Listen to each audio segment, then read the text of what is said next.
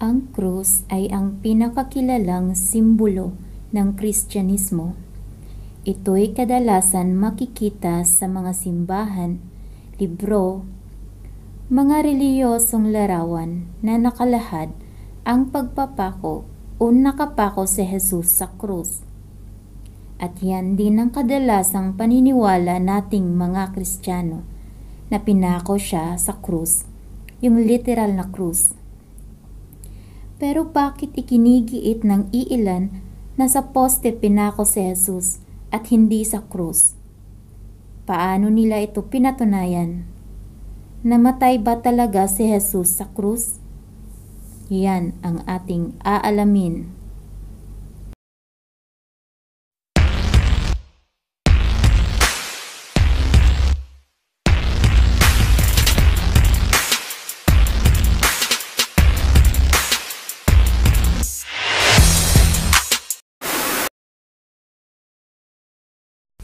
Maaaring marami sa inyo ang makahanap ng sagot sa Biblia kung pinako ba talaga si Jesus sa krus. Makikita sa Matthew 27 verse 40, 42 King James Version at Mark 15:21. Base sa mga Bible verse text na yan, ay nakasaad naman talagang pinako si Jesus sa krus, di ba? Pero may malaking pero mga ka-curious. Ang salitang cross ay translate lamang ito sa Greek word na stauros.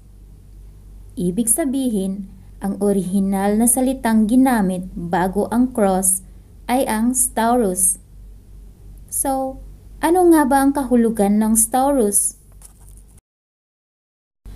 So, bago ang lahat, i-translate muna natin ang salitang cross sa Greek and Latin. Na alam naman natin na ito ang ginagamit ng mga sinaunang pagsusulat sa mga banal na kasulatan.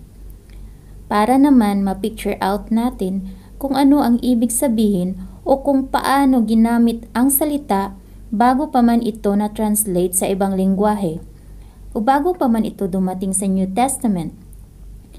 Bago pa dumating sa mga tradisyon at iba pang mga pagsalin-salin ng salita para mas maintindihan natin ang mga ibig sabihin nito. Ang cross ay galing sa Greek word na stauros na ang ibig sabihin ay isang poste o tuwid na kahoy. Ang bagay na ito ay ginagamit noong unang panahon bilang isang instrumento o bagay bilang pagbigay ng parusa sa isang akusadong individual. Ayon sa Imperial Bible Dictionary, ang salitang stauros ay isang poste na kung saan ginagamit sa pagbitay ng isang akusado bilang pagbibigay parusa nito sa kanya. Dagdag pa dito na kahit nung panahon ng Romans, ang cross ay orihinal na nangangahulugan ng isang patayong poste o isang tuwid na kahoy. Isa pang Greek word na ginamit ng Biblia sa paglalarawan ng bagay kaugnay sa execution ni Jesus ay ang Greek word na xylon, na ibig sabihin nito ay isang kahoy. Ito'y makikita sa Acts 5:30 King James Version. Gaya ng stauros, ang xylon ay napalitan din bilang isang kahoy sa ibang version sa Bible translation. Ayon sa Critical Lexicon and Concordance to the English at Greek New Testament, ang salitang xylon ay nangangahulugan bilang isang kahoy. Same lang din sila ng stauros, di ba? Ayon dito, ang mga Greek words na stauros at xylon ay iba ang binigay na kahulugan sa modernong ideya ng cross na nakasanayan natin ngayon. Iba ang pinapahiwatig na krus noon at iba din ngayon. Dahil ito sa pasalin-salin na pag-translate ng ating Biblia. Minsan kasi, naiiba na ang kahulugan ng isang salita at dito na nagmumula ang kalituhan ng karamihan. Sa makatuwid, kung ano yung gustong ipahiwatig noon ng mga manunulat ng Ebanghelyo ay hindi na itutugon, tugma, kung ano yung tinatawag nating cross sa ngayon.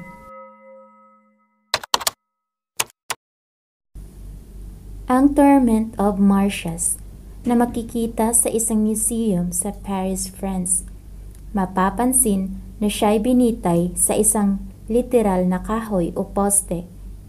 Sa pamamagitan ng statwa na yan, dito pinapahiwatig sa atin ng mga Romans at Greek tungkol nung panahon ni Jesus at kung ano ang tinatawag na Taurus o Cylon. Sang-ayon naman ang doktrina ng Jehovah's Witness ukol dito. Pinaniniwalaan nila na hindi pinako si Jesus sa krus, kundi namatay ito dahil sa pag-torture sa poste, hindi sa krus. Ang paniniwala nila ay nakabase din sa Greek word na stauros, na pagtanto nila na ang nasabing krus na ginamit kay Jesus sa kanyang execution ay hindi hango sa Biblia, kundi ito'y hango sa isang tradisyon na tao ang may gawa. Docetism, ito ay isang klase ng pagtuturo na sinasabing di totoong may Jesus at ito'y isang pawang ilusyon lamang. Nag-Hammadi manuscript.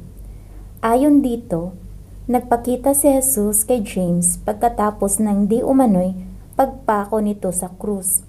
At sinabi ni Jesus sa kanya na hindi siya ang pinako, kundi ibang tao.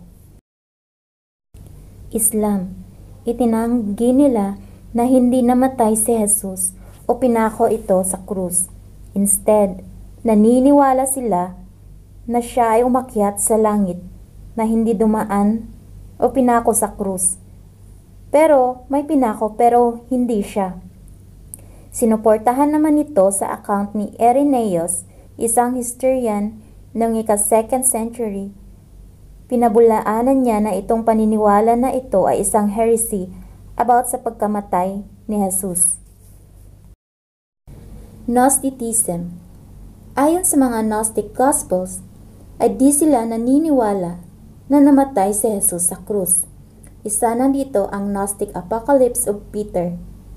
Sinasabing buhay si Jesus at iba ang nakapako doon at namatay sa krus. Yan ang mga iba't ibang paniniwala na itinatanggi nila na hindi pinako si Jesus sa krus. Pinabulaanan naman ito sa Biblia. Ayon sa John 21:18-19, nakasaad dito ang propesiya ni Jesus kay Pedro na mamamatay siyang nakaunat ang kanyang mga kamay. Base sa sinabi dito, marami ang naniniwala na ang sinabing pag-unat ng kamay ay ibig sabihin pagpako sa krus. Ayon sa kasaysayan, bago mamatay si Pedro, pinapili siya kung paano ba niya gustong mamatay. Tugon niya, gusto niyang ipako ng patiwarik kasi di siya karapat-dapat na mamamatay kapareho ng kanyang Panginoon. Wala namang nakakaalam kung ilan ang insaktong pako na ginamit kasi di naman ito nabanggit sa Biblia. Pero ayon sa John 20:25, pinagbasehan nila ang ginamit na salita ay nails, so plural. So, ibig sabihin, maaaring sila ay gumamit ng 3 o 4 na pako. In that way, masasabi nilang pinako si Jesus sa krus, na literal na krus at hindi sa poste.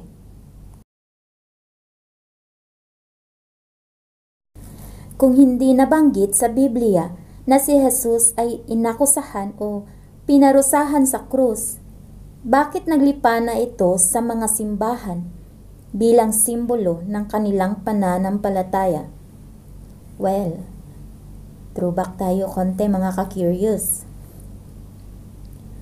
Ang hugis ng letrang T ay nagmula sa ancient Chaldea at ginamit bilang simbolo ng isang Babylonian god na si Tammuz, anak ni Nimrod, hugis tao at inisyal ng pangalan niya. Sa kalagitnaan ng ika-3 siglo AD, iilan sa mga Kristiyanong simbahan ay inadapt nila ang mga paganong tradisyon sa kadahilanan para mas maging bantog sila, ay pinili nilang panatilihin ang mga simbolo ng isang pagano. At ginamit ito ng mga Romano bilang simbolo ng kanilang mga Diyos-Diyosan. Lumipas ang higit kumulang na 300 taon pagkatapos ng kamatayan ni Jesus. Pinagtibay ng isang Roman Emperor na si Constantine ang paggamit ng krus nung una bilang isang simbolo sa mga kawal nito. At dahil gustong mapanatili ang katanyagan niya, ay inadapt din niya itong paggamit ng krus bilang parte ng Kristyanismo. Pinaniniwalaan din na itong si Constantine ay isang sun worshipper noong panahon na pagtugon niya sa paggamit ng krus. By the way, siya din ang nagdesisyon kung anong mga ebanghelyo ang isasali sa Canon of Bible, panahon ng Council of Nicaea. Simula noon ay naglipana na ang paggamit ng iba't ibang hugis ng krus sa Kristyanismo.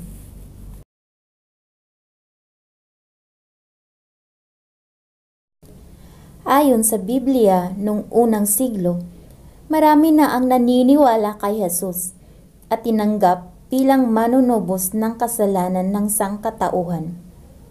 Pagkatapos mangaral ni Apostle Paul sa Corinth at pinatunayan na si Jesus ay ang Kristo na nakasaad sa Biblia, maraming taga doon ang naniwala at nagpabinyag. Pero di niya tinuro sa mga ito ang relihiyosong simbolo, bagkus itinuro niya sa mga Kristiyano na iwasan ang mga Diyos-Diyosan. Ang pagsamba sa Diyos ay di kailangan ng kahit anong mga imahe o mga bagay.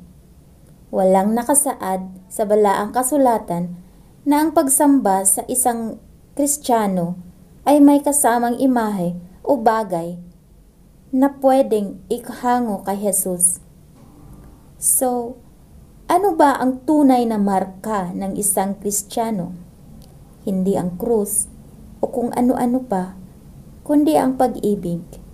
At ito ang sinabi ni Jesus sa kanyang mga tagasunod. Mahalaga na alam natin ang mga pinagmula ng isang bagay. Galing ba ito sa balaang kasulatan o galing lang sa tradisyon ng tao? In that way, malalaman natin ang pinagmulan ng isang paniniwala. Kung ito ba ay ikakagalak ng Ama o hindi. O baka nahulog lang tayo sa patibong ng kalaban upang tayo'y linlangin. Wala namang masamang aralin ang ibang story. Be an open-minded person and start weighing things out, and you will find na how dark those history, unusual history that only few knew about it. Keep digging mga ka-curious! Ikaw ka-curious, naniniwala ka bang sa poste pinako si Jesus at talagang mali lang ang pag-translate na salita, kaya ito naging krus ang pagsalin nito? Tell us your insights in the comment section below, mga ka-curious. Para updated sa next nating video, pa-like, subscribe, and hit that bell button. Thank you for watching, mga ka-curious. Hanggang sa muli!